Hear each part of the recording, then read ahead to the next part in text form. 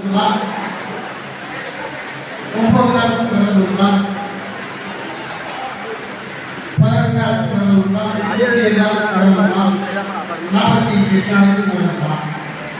உங்களால் முடிந்த அந்த அம்மாவுக்கு சக்தி மலை அணிந்து நீங்கள் இப்படி உங்களுடைய ஜென்மம் பாவங்களை ஏற்றிக்கலாம்.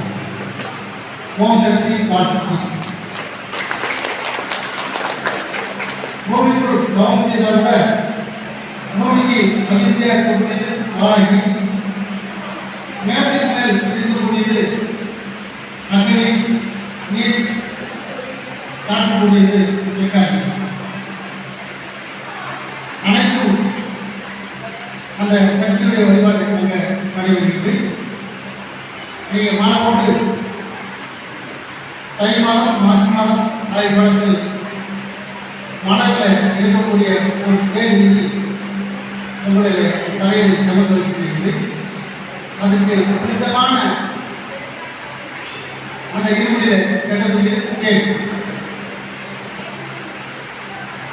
எதை மறந்தாலும் கூட அந்த பூக்களிலிருந்து அக்னியில்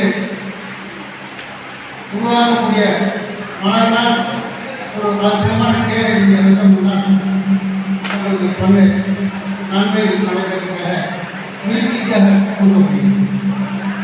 உத்தராயணம் தட்சிணாயணம் காலத்தில் வரும்போது தை மாதம் ஆணி மாதமும் உங்களுக்கு வழிபாடு பக்தருக்கு நேரடியாக வழிபாடு செய்வதற்காக நீங்கள் தருமபுரிக்கு வரப்படுகிறீங்க.